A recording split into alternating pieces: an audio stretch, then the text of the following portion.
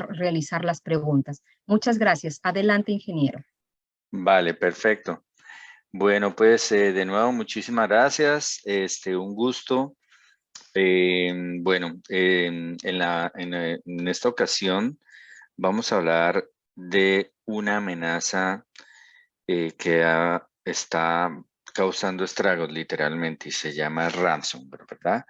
No sé si de pronto estén algunas personas familiarizadas con este término, con el ransomware, pero básicamente es un ataque informático que es una evolución de un virus, aunque ya no se puede llamar virus, es una amenaza avanzada que hace el secuestro de los archivos, ¿no?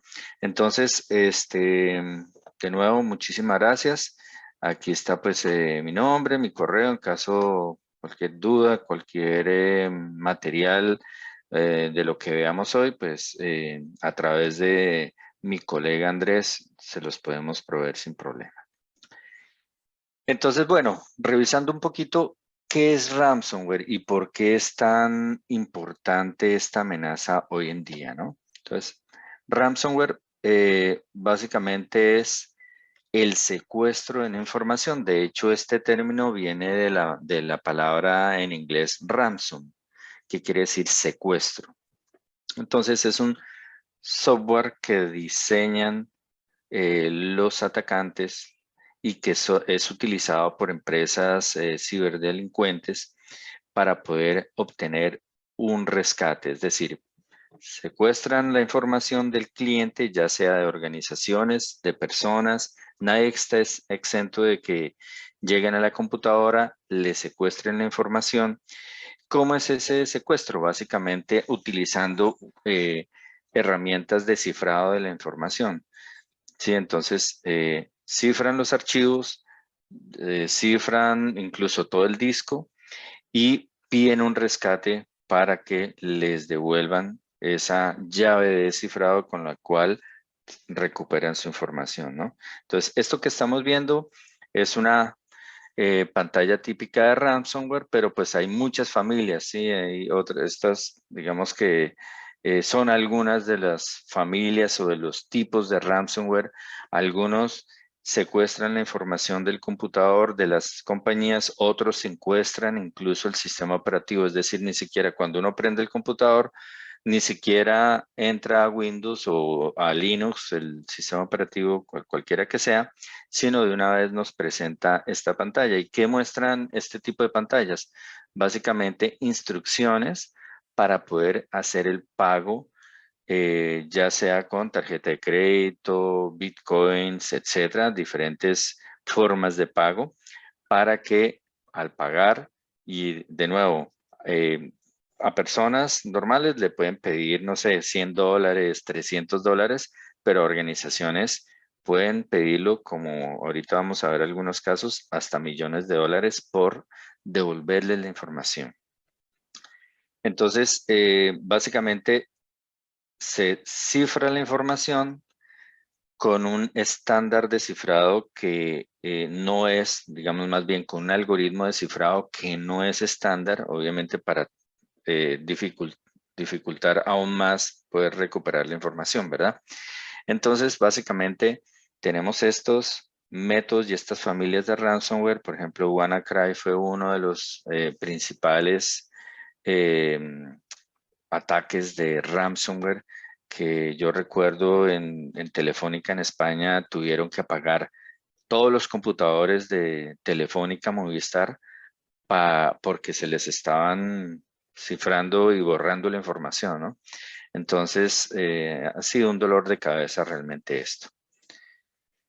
Bueno, algunas pocas estadísticas que quisiera traer, digamos, para ustedes, y estas estadísticas, hay un sitio muy interesante que se llama Hackmageddon, ¿sí? Son estadísticas a nivel de hacking, a nivel de seguridad de la información para saber, por ejemplo, dentro de ellas, quiénes nos atacan, ¿no?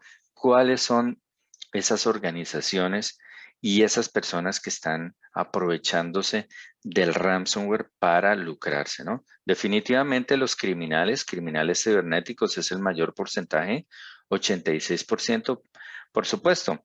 Ahora el crimen informático está dando mayores beneficios monetarios que incluso varias industrias ilícitas, por ejemplo, el robo a bancos, ¿no? Ya el robo a bancos cada vez es menor, digamos, el típico asalto a un banco con armas o sacando un ATM con una cadena amarrada a un carro, ya no se está dando. ¿Por qué? Porque incluso pues la vida de las personas corre peligro, ¿no? Pues llega la policía y les dispara y mueren. Y además que el dinero es fácilmente rastreable.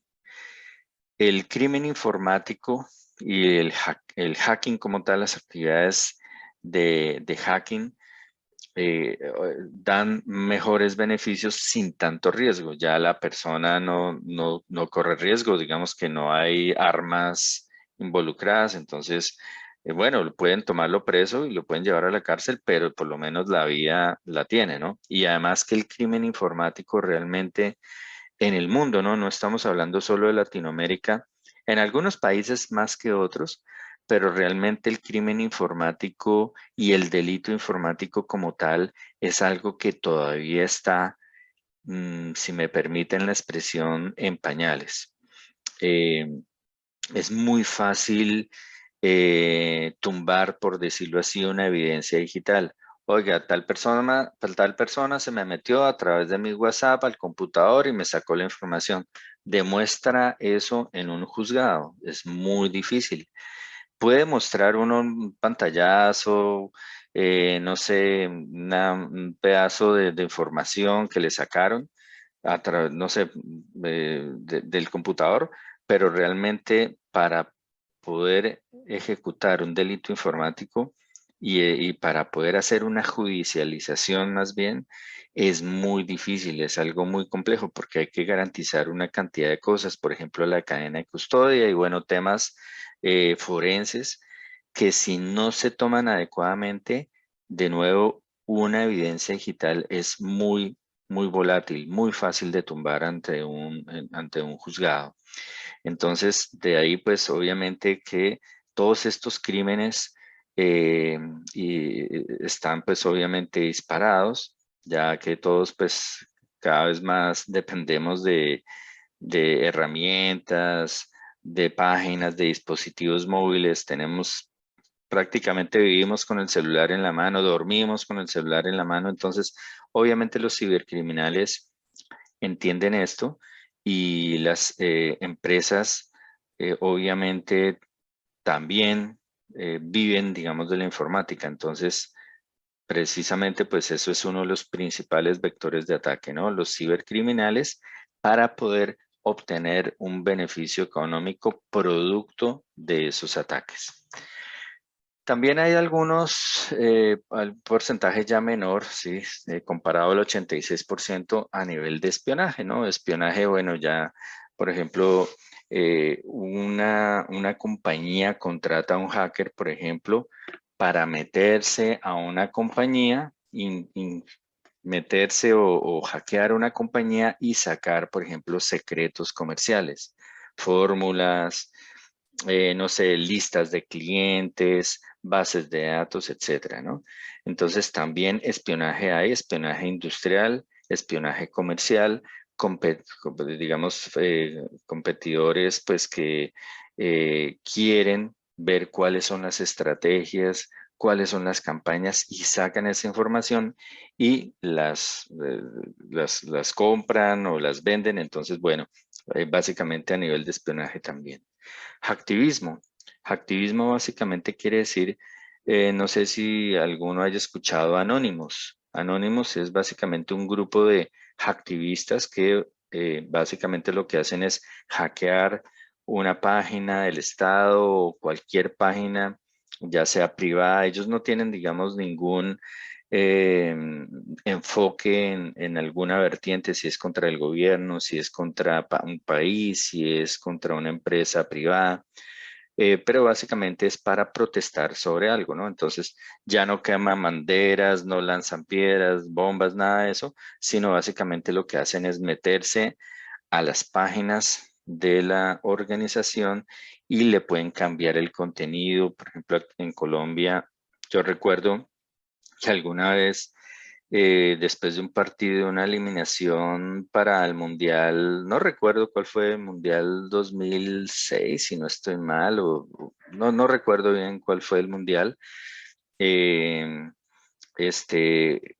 Venezuela ganó el partido a Colombia.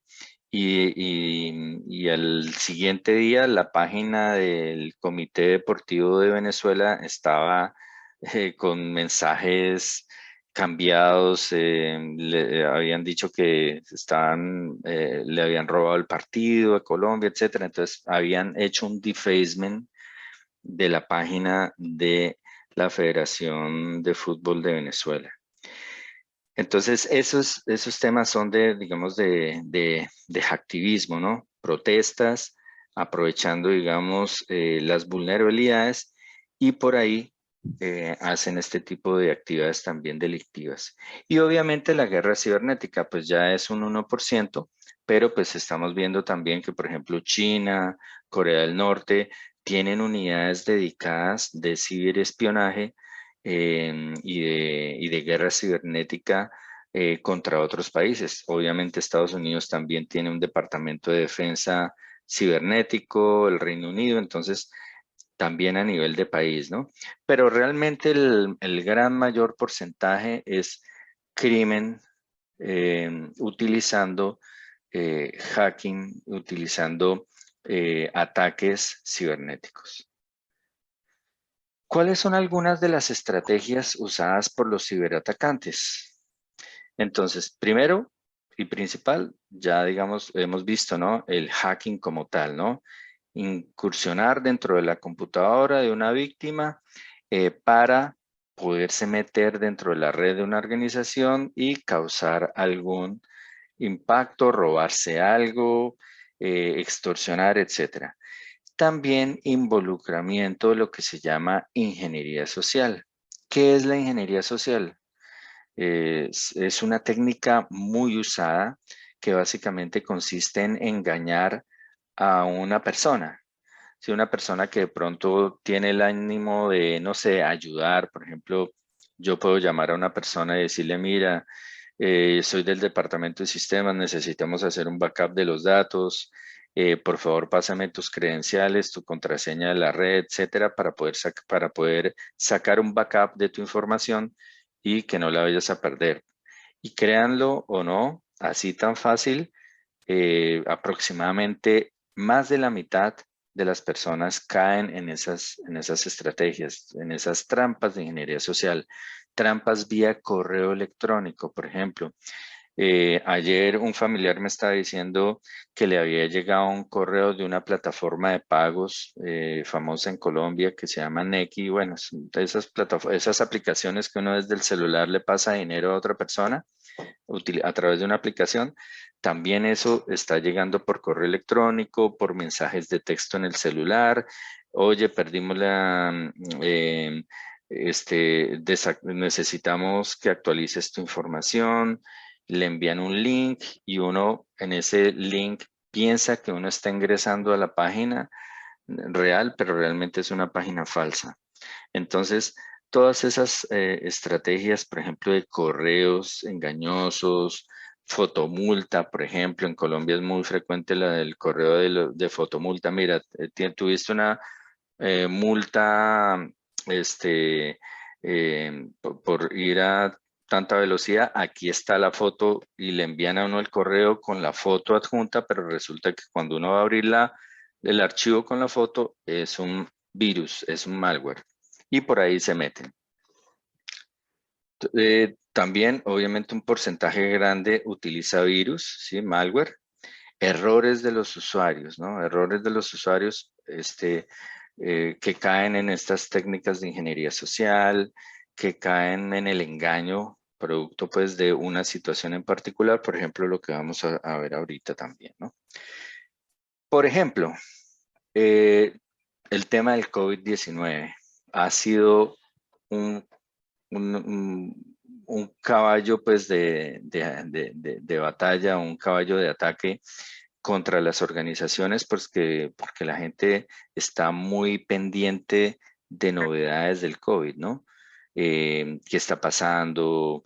Si de pronto hay una nueva variante, ahora pues lo de la viruela del mono también. Entonces, se aprovechan de esta situación y se aprovechan que ahora las personas se desplazaron a sus hogares para trabajar desde sus casas y no solamente trabajar, no estudiar, etcétera. Entonces, esta es una situación que también están aprovechando los ciberdelincuentes de toda la nueva realidad, ¿no? El COVID. ¿Cómo se hace esto muy rápidamente? Un pequeño pantallazo. Hay herramientas donde ya el hacker no tiene ni siquiera que saber o ser un experto hackeando códigos, ¿sí? Ya no necesita ser un analista, un científico para poder hackearse algo, sino básicamente hay herramientas automatizadas. Dice, oiga, por ejemplo, esta es una herramienta de ingeniería social que se llama SET, Social Engineering Toolkit, que básicamente dice, bueno, ¿usted qué quiere hacer? Yo quiero hacer un ataque de ingeniería social. Entonces, por ejemplo, falsificar un sitio, enviar correos maliciosos, una gran cantidad de opciones para poder hacer un ataque desde aquí, desde este tipo de herramientas. De hecho, esto que estoy mostrando en pantalla es una herramienta de auditoría, pero que es utilizada para hacer hacking. Y esto es una herramienta conocida, pero hay herramientas obviamente en la dark web donde ya las personas del común y corriente no tienen acceso, pero sí los atacantes y desde ahí realizan realmente los ataques malignos, ¿no? Ataques maliciosos. Entonces, todos estos ataques y todos estos cibercriminales se aprovechan de la situación que estamos pasando, ¿no? Bueno, algunos ataques recientes y sonados, ¿no? Por ejemplo, el Banco del Estado de Chile fue atacado por un ransomware. Ahí dice malware, pero realmente fue un ransomware. Esto es una noticia que salió en un medio de Chile y obligó a cerrar todas las sucursales bancarias, hasta incluso los cajeros electrónicos, los ATM. No pudieron funcionar el fin de semana. Imagínense todo el capital perdido del banco que no pudo tener sus operaciones durante varios días. Gravísimo. La oficina de migración de Argentina también fue hackeada y a través de un ransomware les estaban pidiendo 17 millones de dólares para devolverle la información. Ustedes se imaginan cuánta información tiene la oficina de migraciones. Básicamente tienen la información de todos los ciudadanos. Entonces, estaban amenazando a la Oficina de Migraciones de Argentina en borrar la información y o publicar información confidencial y privada si no le pagaban el rescate de los 17 millones de dólares. Finalmente entraron a una negociación, dijeron que la mitad, entonces, bueno, que la mitad, pero entonces que tenían 3 días para pagar. Y si no pagaban en 3 días, la mitad de los 17 millones borraban toda la información.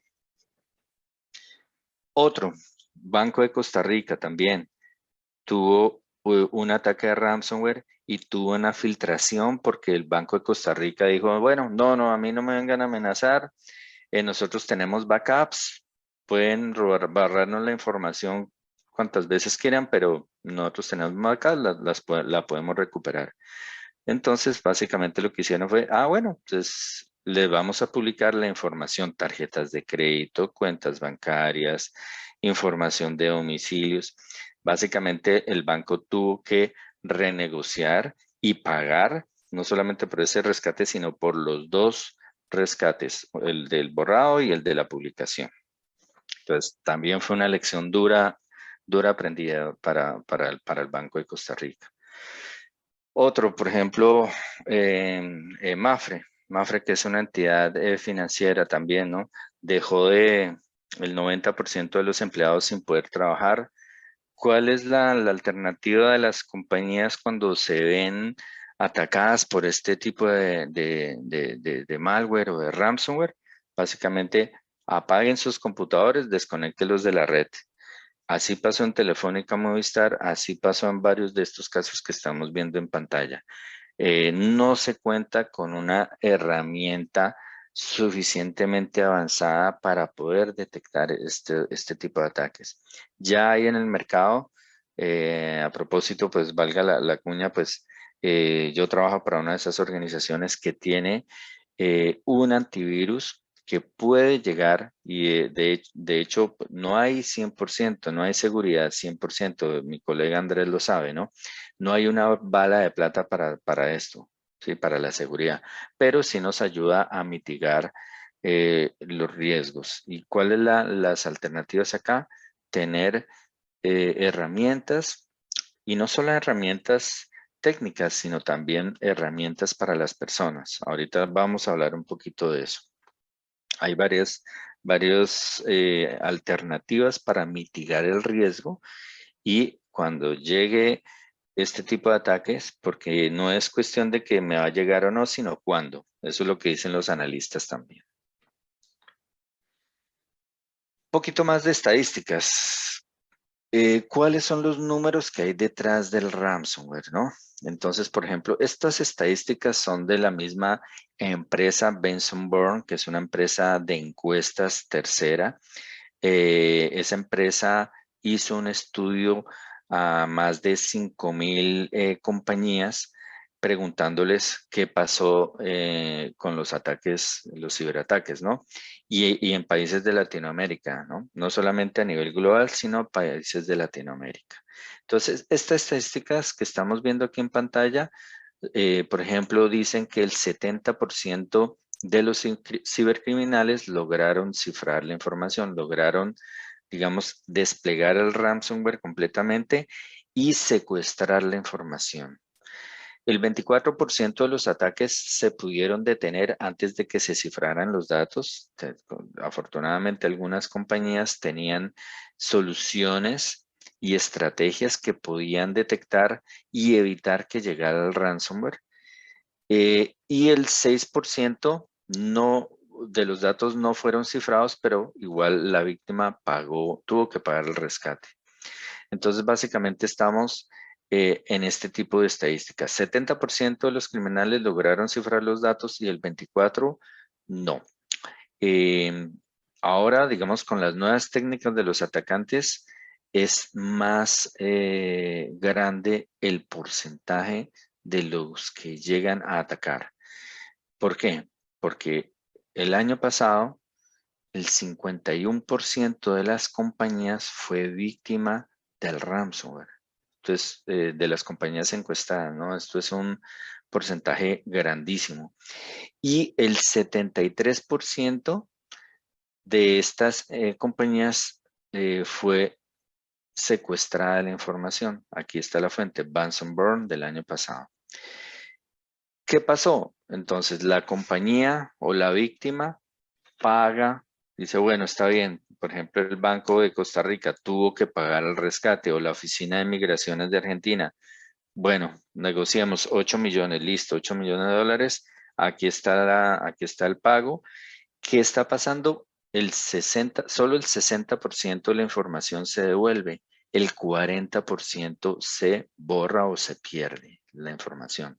Es decir, que una compañía o una persona, y estamos hablando no solamente de compañías, y quiero que ustedes también se lleven por lo menos de esta charla, es que a cualquiera nos puede pasar, no necesariamente que tengamos una compañía o no, que seamos empleados, sino que tenemos que estar muy pendientes del antivirus de nuestros equipos, del antivirus de nuestras máquinas del hogar, de nuestros hijos, ¿no? Que tengan una buena protección, porque independientemente de la información, si tenemos dinero o no, la información vale, así sean las fotos del paseo de fin de año, de mi hija, por ejemplo, cuando nació, del bautizo, etcétera. Eso es algo que tiene mucho valor para uno y si se borra, pues obviamente nos causaría pues una pérdida de todas maneras, ¿no? Entonces, quiero que se lleven de esta charla que esto nos puede pasar a todos. No solamente esto es para las compañías, sino para todos nosotros. ¿Cómo fue esa negociación? Básicamente, acá estamos viendo una conversación entre, entre el atacante como tal y la empresa, digamos, ciberdelincuente. Entonces, básicamente dice, mira, usted, si nos paga dentro de los 3 próximos días, le bajamos a la mitad el costo del rescate, pero tiene que ser dentro de los 3 próximos días. Si no pagan estos 3 días, borramos toda la información. Y entonces, después de esa negociación que está ahí, digamos, en Twitter, aquí está la fuente, dice, bueno, por favor, revisa tus políticas de seguridad. Básicamente lo que hizo la empresa también atacante es hacerle una consultoría obligada. Mira, para que no te pase otra vez el ataque, por favor, apague los passwords locales, cierre, digamos, las sesiones de los administradores, resete las claves, actualizar los passwords cada mes, utilizar herramientas de Endpoint Detection and Response y un equipo de TI que trabaje con ese tipo de herramientas. Bueno, básicamente la misma empresa de los atacantes les da las recomendaciones para que no sean hackeados de nuevo, pero realmente eso no pasa. Las organizaciones desafortunadamente tienen muchas cosas que solucionar, muchas cosas que trabajar y este tema cada vez se vuelve mucho más complejo. Y bueno, ¿cuál es el reto finalmente? Protegernos, no solamente, como les comentaba, desde la oficina, nuestros computadores de la oficina, sino en cualquier ubicación. Ahorita como somos omnipresentes, podemos trabajar desde un café internet, desde nuestro carro, no sé, viajando en un hotel, etcétera. Entonces, tengamos presente que estos ataques nos pueden pasar en cualquier lado. Tenemos que asegurarnos de nuestras conexiones y de utilizar nuestros computadores al día, parchados, actualizados, con un buen antivirus desde cualquier lado, no solamente en la oficina, sino también, por ejemplo, en nuestras casas, ¿no?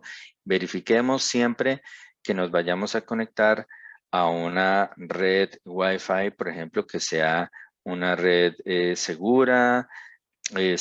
Normalmente las redes que son gratuitas, tengan mucho cuidado con esto. Hay aplicaciones en el celular que advierten si la red con la cual nos vamos a conectar tiene problemas de seguridad. Hay que aprovechar esas herramientas, antivirus siempre. Si nosotros vamos a conectarnos a una red de un café internet, por lo menos asegurémonos y que sea gratuita, que sea una Wi-Fi abierta, asegurémonos que tengamos nuestro antivirus al día, porque por ahí se pueden meter. De nuevo, pues obviamente, como les comento, también mantener todos estos dispositivos al día, actualizados, no solamente los computadores, los dispositivos móviles también. Y no solamente eso, sino, por ejemplo, no sé, el Alexa, Google, todos estos asistentes inteligentes, siempre procuremos tener las opciones de seguridad configuradas. Las personas también, por supuesto, ¿no? Las personas son supremamente importantes. Nosotros, ¿cómo podemos, ustedes se preguntarán, actualizar un parche en una persona, por ejemplo, mantener una persona actualizada, pues justamente con estas capacitaciones, ¿no? Que nosotros estemos pendientes de las noticias, digamos, el hecho de participar en estos webinars también es importante porque eso también nos ayuda a poder estar un poco más pendientes del tema de seguridad, ¿no? Las personas también son importantes, ¿no? Finalmente la idea es tener una conectividad segura, unas computadoras, dispositivos, teléfonos, tablets, elementos protegidos, actualizados y obviamente las personas y nuestra información debidamente al día. Mantengamos backups, utilicemos los discos duros externos para tener nuestros backups en caso de que de pronto Dios no lo quiera. Así no nos vayan a hackear, pero si se daña el disco duro, pues hasta ahí llegan los datos. Siempre pues tener algunas recomendaciones de seguridad, como mantener esos backups, discos duros externos, antivirus actualizado y estas capacitaciones, ¿no? Entonces, pues básicamente eso era lo que tenía para mencionarles hoy. Básicamente, no sé si ahora sí podemos dar espacio a las preguntas, si les parece. Muchísimas gracias, ingeniero Pantoja, por la interesante ponencia. Definitivamente el tema de ransomware es una amenaza que va cada día mucho más en ascenso en los últimos años y mucho más hemos visto este crecimiento pues en estos tiempos de pandemia. Creo que todos Así debemos es. estar preparados. Nos ha dado usted ¿no? algunos tips muy interesantes que debemos de tener en cuenta, tanto a nivel como usuarios y también ¿no? A nivel de las empresas. Voy a invitar a los participantes para que puedan, a través del chat, puedan escribirnos sus preguntas o también puedan levantar la mano para que puedan